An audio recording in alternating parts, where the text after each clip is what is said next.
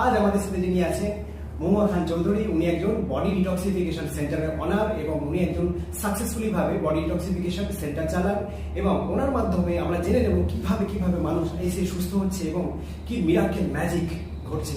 তো মহুয়া ম্যাডাম, আপনি আরামবাগে এই হুগলি জেলা থেকে বিলং করে যে মানুষকে পরিষেবা দিচ্ছেন, কিরকম পেশেন্ট আছে আপনার কাছে?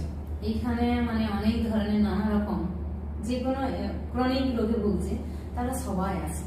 আচ্ছা, যে ক্রনিক রোগ মানে কি বলুন তো, দীর্ঘদিন যারা ওষুধ খেয়ে যাচ্ছে। আচ্ছা, কিরকম অসুখের যদি বলেন? ধরুন যেমন থাইরয়েড আছে, আচ্ছা, সুগার আছে, প্রেসার আছে, হার্টের রোগ আছে, মাইগ্রেনে ভুগছে যারা তারা আছে, পেটের পেট সংক্রান্ত, মেয়েদের সিস্ট হচ্ছে, পিরিয়ডিক প্রবলেম, এই যত ধরনের বাতের ব্যথা, এখন পাইলসের প্রবলেম, মানে সমস্ত ধরনের আপনি ডিজিজ, ক্রিয়েটিনিন বাড়া, যাদের ডায়ালিসিস চলছে, স্ট্রোক পেশেন্ট, মানসিক দুশ্চিন্তায় যারা আক্রান্ত হয়ে রয়েছে।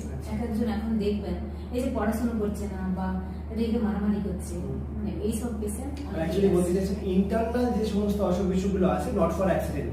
একদম। আচ্ছা, তো আমি আরেকটু জেনে নেব যে আপনারা যে এই পেশেন্টদেরকে পরিষেবা কিরকম করে দেন? যখন পেশেন্ট প্রথম আসে কি বলেন বা কিভাবে পরিষেবা দেন?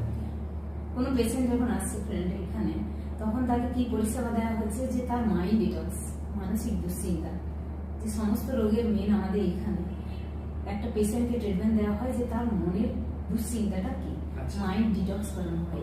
ইম্পর্টেন্ট সাবজেক্ট দরকার, বলে না শরীর ও মন সুস্থ জীবন, তাহলে মনটা তার ডিটক্সিফিকেশন করানো হয়। সেখানে মানুষটা অনেকটা রিলিফ পায়। তারপরে এখানে কোলন ডিটক্স করানো হয়, পেট সাফ, মানে সব রোগ দেখুন মাপ আছে।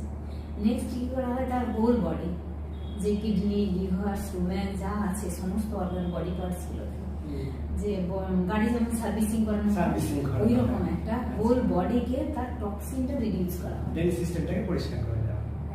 খুব ভালো ন্যাচারাল উপায়। তো আমরা এতদূর জানলাম যে কিভাবে বডি ডিটক্সিফিকেশন সেন্টারে এই পরিষেবাগুলো ম্যাডাম এবং ওনার যে স্টাফ রয়েছেন একসাথে অ্যাকুমুলেটেড হয়ে কিভাবে দেন, এবং তার সাথে আমি আরো জেনে নেব যে ম্যাডাম আপনি এই পরিষেবা মানুষকে দেওয়ার সাথে সাথে আপনি এক তো বললেন যে বডি ডিটক্স করে দিচ্ছি, তার সাথে সাথে কিছু ফুড, বাড়ির যে খাওয়া দাওয়া সেগুলো ডায়েট প্ল্যান আপনি লিখে দিচ্ছেন, এবং আচ্ছা তাদের ওষুধ যে চলছে সেই তার পরিবর্তে কিছু কি দেওয়া হয় নাকি পুরোপুরি এমনি ওষুধ বন্ধ হয়ে যায়? আমরা আসি, আমি বলি যে খাবার, ধরুন মা রান্নাঘরে খাবার বানাচ্ছে, সেটাও এক ধরনের খাবার, এবং আমরা যেগুলো ঘরের বাইরে যেগুলো পাচ্ছি দোকানে, ধরুন হোটেলে দোকানে যেই খাবারগুলো, ধরুন পিজা, বার্গার, চাউমিন বা হোটেলের যে কোনো খাবার, সেই খাবারটা ধরুন একজন মাই বানিয়ে হোটেলে বিক্রি করছে, ওই খাবারটা তো ঘরের মতো সাদা খাবার হচ্ছে না, ওটাও অ্যাকচুয়ালি ফাস্টফুড বলে, বাইরের খাবারটা। মানে ওই খাবারগুলো খেয়ে কি হচ্ছে, আমরা দৈনন্দিন আক্রান্ত হচ্ছি।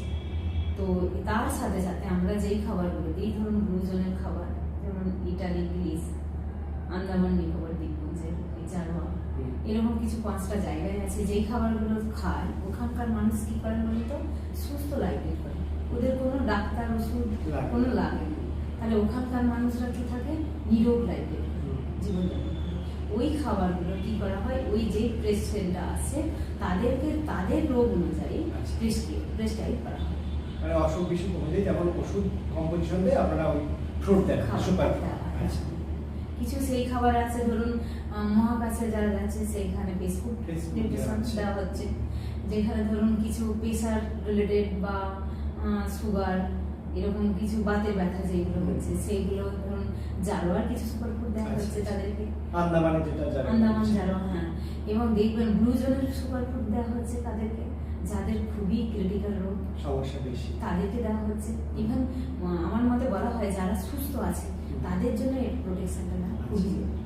আচ্ছা, আপনাকে আরেকটা শেষ প্রশ্ন করব, যে বন্ধুরা খুব ইন্টারেস্টের সাথে শুনছেন, যে একটা মানুষ তাকে তার যে কোনো ডিজিজ হয়ে গেছে অলরেডি, আচ্ছা কতদিন এটা খেতে হবে বা কতদিন চালাতে হবে, এই বিষয়ে নিয়ে কিছু ধারণা দিতে পারবেন?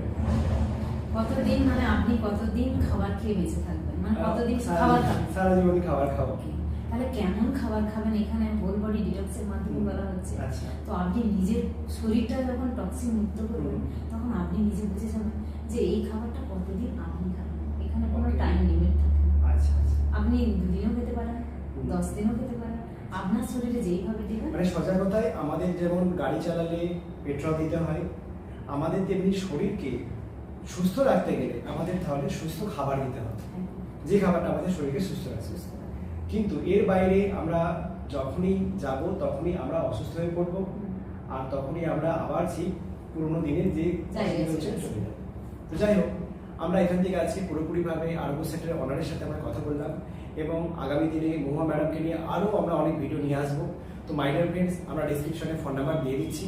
আপনার যদি পরিবারে যে কোনো ছোট থেকে বড়, বয়স্ক থেকে মধ্যবিত্ত, যে কোনো মানুষের যে কোনো ইন্টারনাল সমস্যা, মানে এক্সটার্নাল বা নট ফর অ্যাক্সিডেন্ট, ইন্টারনাল সমস্যার জন্য দৈনন্দিন যে ওষুধ খান, সেই ওষুধটা আপনাকে খেতে হবে না, কারণ ওষুধের তো অনেক সাইড এফেক্ট রিয়াকশন আছে। ডাক্তারবাবুরাও তো বলেন যে এত ওষুধ খাবেন না বা ডোজে কম খাবেন, ডাক্তারবাবুরাও বলেন কেন, কারণ কি তার সাইড এফেক্টে অন্যান্য সমস্যা চলে আসবে।